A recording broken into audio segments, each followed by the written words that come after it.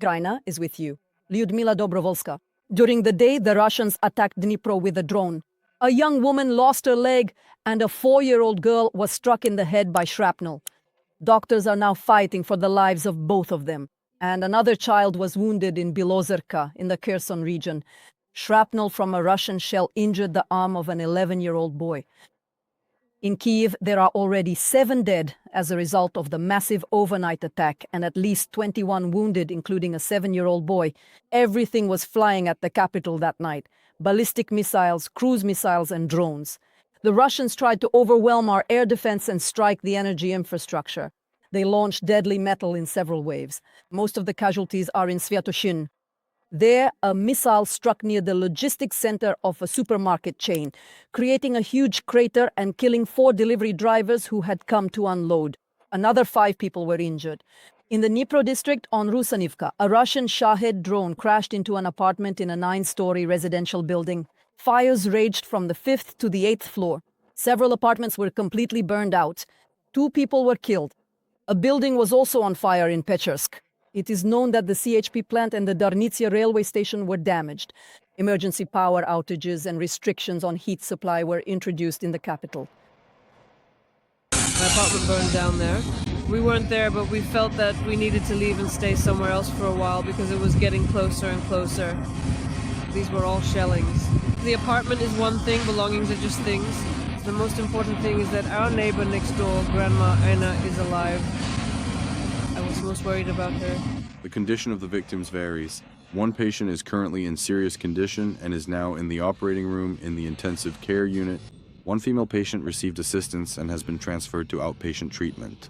Another patient is in moderate condition and requires several surgical procedures.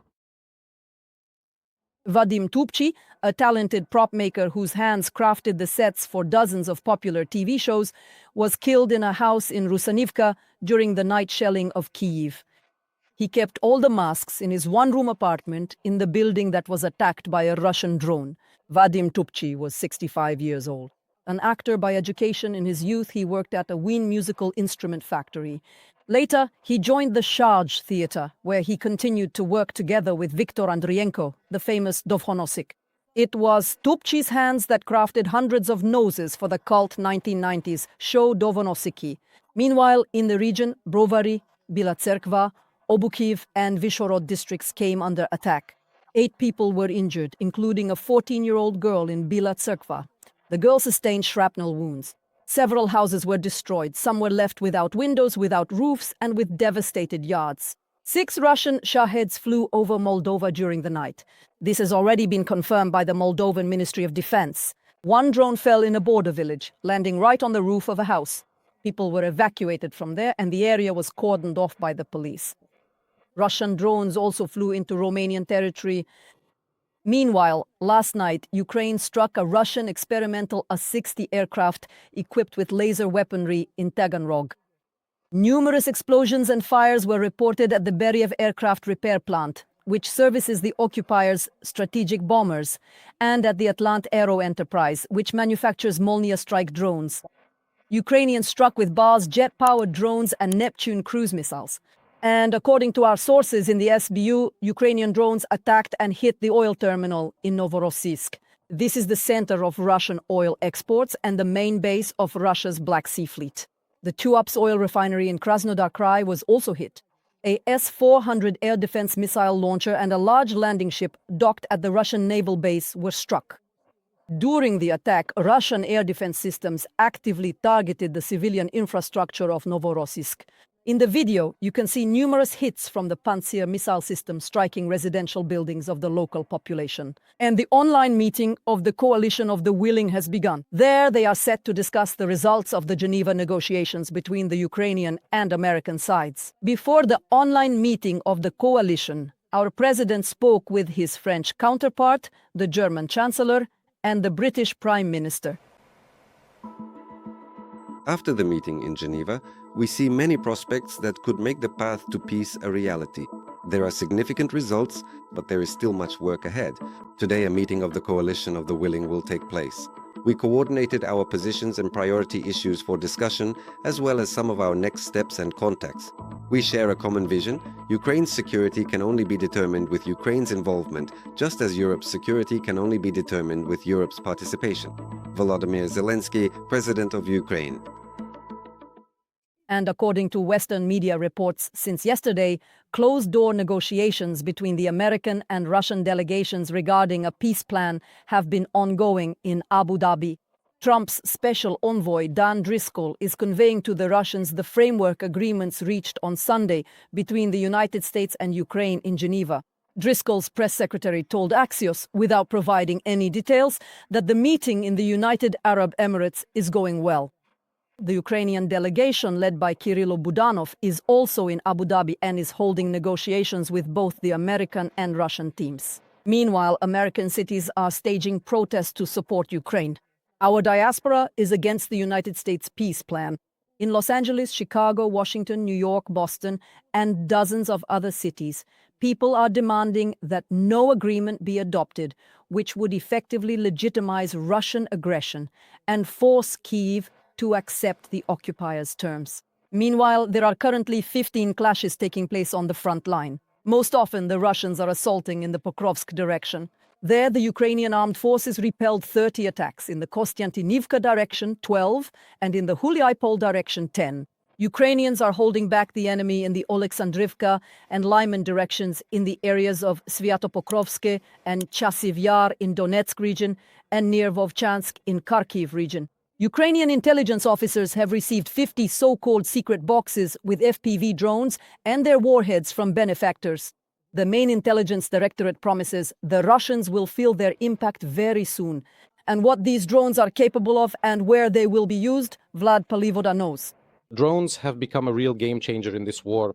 They are capable of conducting reconnaissance and destroying both aerial and ground targets. These are fiber optic drones that will help our intelligence officers destroy the enemy more effectively on the battlefield. Drones play an important role in the war, says a fighter from the Shaman unit of the main intelligence directorate. He says that fiber optic UAVs can perform a wide range of tasks, and most importantly, they have a high hit rate. They counter electronic warfare, and they can be used very effectively against the enemy. If it's an enemy assault and armored vehicles are advancing, of course, we'll strike them. If it's the movement of a large group of infantry or their buildup, we'll destroy them. That is, depending on what kind of ammunition the drone is equipped with, it can perform a wide variety of tasks. Today, the scouts received the first 50 so-called secret boxes, which contain fiber optic drones and their warheads, worth over 2.5 million hryvnias. The foundation managed to raise the funds in cooperation with Ukrainian restaurants. About 170 food establishments across Ukraine participated specifically in this project. And we can see the results right before our eyes, as they say. Today, we are handing over 50 secret boxes to our defenders. These first drones have already been sent today to the hottest areas of the front, where our scouts are operating. This will be one of the hottest directions at the moment. These drones are very important for carrying out modern tasks. Why? Because every drone in modern warfare has its own target and mission. These are tactical drones that will carry out tactical missions and will allow us, first and foremost, to destroy the enemy. Overall, as part of the program, 100 fiber optic drones are planned to be sent to the front line by the end of the year. Vladislav Palivoda, Kostiantin Sirenok. We are Ukraine. Marathon, United News. Very soon, NABU will announce new suspicions as part of Operation Midas. The director of the bureau, Semen Krivonos, stated at a meeting of the Verkhovna Rada Committee on Anti-Corruption Policy that the new suspects may not only be from the energy sector. The investigation has information that funds were illegally siphoned off from other areas as well, but energy was a priority due to its high level of secrecy.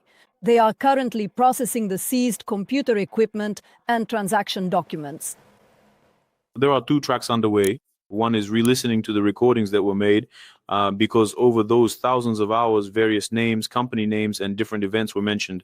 And now, after the seizure, after moving to this stage, after comparing the audio recordings with, for example, the financial trail, financial transfers, or with the seized documentation, we can already say that for us, many things are becoming much clearer. I am deeply convinced that we will have more suspects in this case, and this case will continue to expand. A conflict between third graders in the Lviv region escalated into a confrontation between their parents. One of them pulled out a traumatic pistol right on the schoolyard during class and shot the other in the stomach and leg. Then came the police, the ambulance, and the operating room. Why did a conversation between adult men at the school end this way? And where was the school police officer? Oleksandra Stasishin investigated who shot whom and why.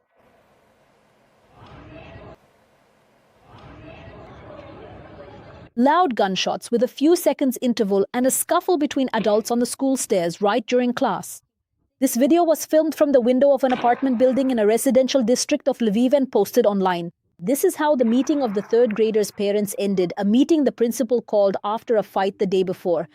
There was a conversation in the principal's office between the parents of 3 children who had a conflict last week. Unfortunately, the conversation ended with the parents of the boy who was actually hurt in last week's conflict. Well, also because this boy often gets into conflicts himself in this class, the parents just walked out of the office. The other parents wanted to suggest that she talk. She lashed out at another mom. Another dad who was actually standing outside here got involved. They continued to sort things out right here, first by shouting, and then one of the parents pulled out a gun and shot another. In total, 4 shots were fired. At that time, there was a school officer in the school. He says that at the moment of the incident, he was teaching a lesson in another classroom.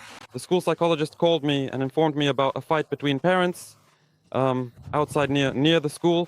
The first thing I saw when I stepped out of the school was a man holding an object in his hand that looked like a weapon without a magazine. I could see that visually. Immediately, I gave him a verbal command, "Drop the gun on the ground, please," to which he complied. An ambulance took both men to the hospital. The shooter had a head laceration and a concussion. The victim, the father of the boy, who, according to the Department of Education, was beaten by classmates, suffered gunshot wounds. He has already undergone surgery. Neither of the men wanted to talk about the conflict on camera. 3 bullets. A blind gunshot wound to the left hand, left thigh, and anterior abdominal wall. His life is not in danger. He is in a surgical ward and receiving appropriate treatment. The police have taken up the case. The weapon is undergoing forensic examination. A conflict broke out between 2 fathers, which escalated into a fight, during which one of the fathers used a traumatic weapon. A criminal case has been opened regarding the incident. The article's sanction provides for a punishment of 3 to 7 years of imprisonment. The school administration refused to comment on the conflict between the children and later between the parents. Meanwhile, the Department of Education assured that after this incident, all educational institutions will conduct trainings on how to resolve conflicts properly. Additionally, security measures on school grounds will be strengthened. As an option, they may install video surveillance cameras or hire additional security. Reporting from Lviv, Oleksandra Stasishin, Volodymyr Vyzhbinsky. We are Ukraine. Marathon, United News. That's all for now. The next news broadcast is at exactly 19 o'clock. There will be more information. And now over to my colleagues Yulia Halushka and Ole Biletsky. See you.